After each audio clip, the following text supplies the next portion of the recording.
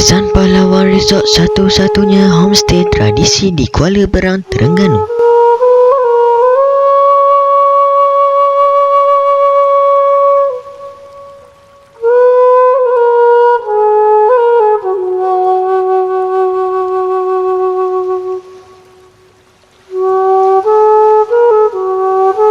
Warisan Pahlawan Resort adalah sebuah hasil yang diabadikan oleh mertua Tun Ahmad bin Tun Abdul Wahab yang berlokasi di Kampung Pauh, Kuala Berang.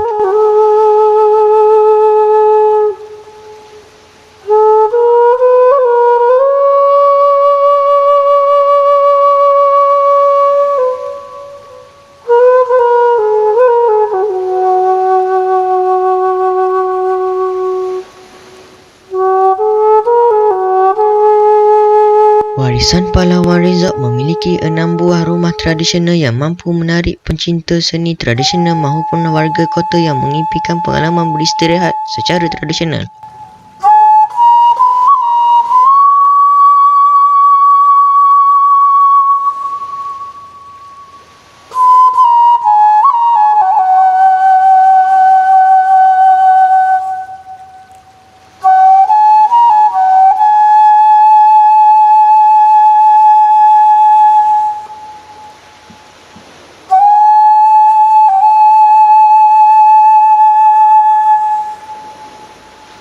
Warisan Pahlawan Resort terletak di Kampung Pauh, Hulu Terengganu, kira-kira 5 km dari Bandar Kuala Berang ke arah Empangan Tasik Kenyir.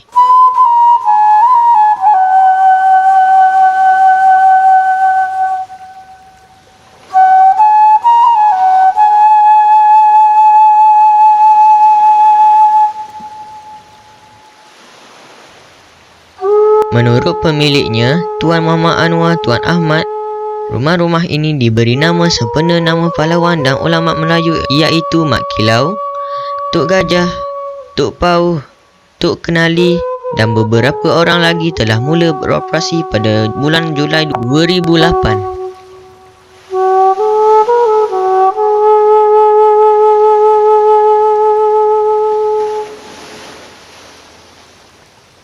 Kadar sewaan di Warisan Pahlawan Resort bermula daripada serendah RM60 hingga RM250 semalaman untuk sebuah bilik. Manakala, bagi kadar sewaan rumah pula adalah dari RM250 hingga RM800 semalaman untuk sebuah rumah yang mempunyai antara 4 hingga 6 bilik.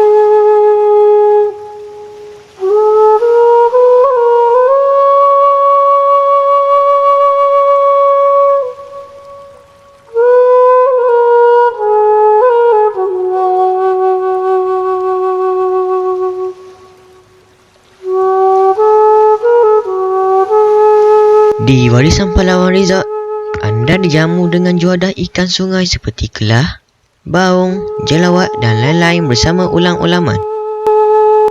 Pada waktu malam, Selepas menikmati hidangan makan malam, pengunjung juga boleh menikmati keenakan jagung bakar yang terkenal di kawasan itu.